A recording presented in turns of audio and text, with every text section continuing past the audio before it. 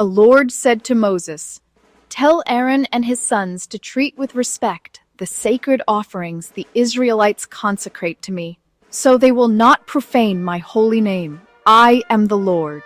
Say to them, for the generations to come, if any of your descendants is ceremonially unclean, and yet comes near the sacred offerings that the Israelites consecrate to the Lord, that person must be cut off from my presence. I am the Lord.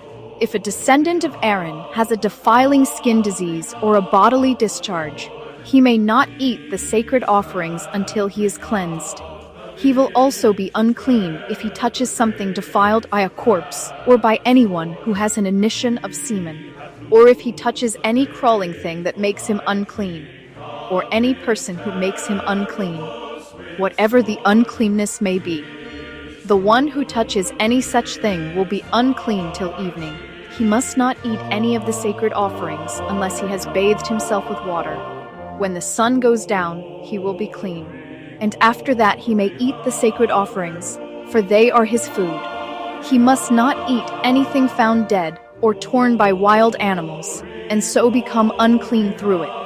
I am the Lord.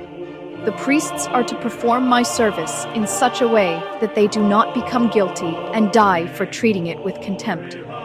I am the Lord, who makes them holy. No one outside a priest's family may eat the sacred offering, nor may the guest of a priest or his hired worker eat it. But if a priest buys a slave with money, or if slaves are born in his household, they may eat his food.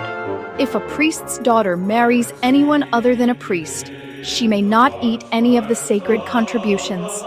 But if a priest's daughter becomes a widow or is divorced, yet has no children, and she returns to live in her father's household as in her youth, she may eat her father's food. No unauthorized person, however, may eat it. Anyone who eats a sacred offering by mistake must make restitution to the priest for the offering, and add a fifth of the value to it. The priests must not desecrate the sacred offerings the Israelites present to the Lord by allowing them to eat the sacred offerings and so bring upon them guilt requiring payment. I am the Lord who makes them holy.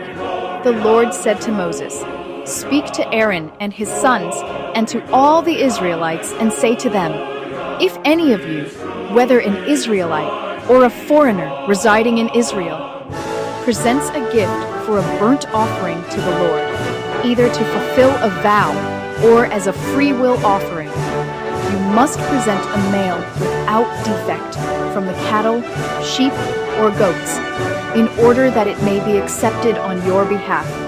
Do not bring anything with a defect, because it will not be accepted on your behalf.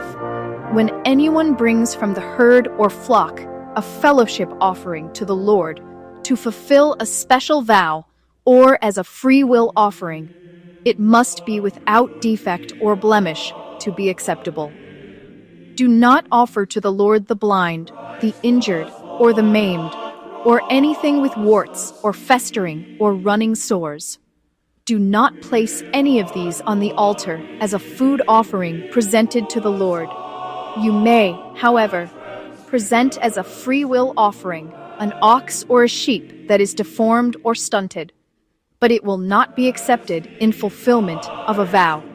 You must not offer to the Lord an animal whose testicles are bruised, crushed, torn, or cut.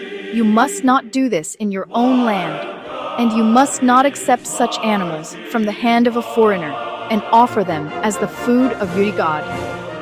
They will not be accepted on your behalf, because they are deformed and have defects.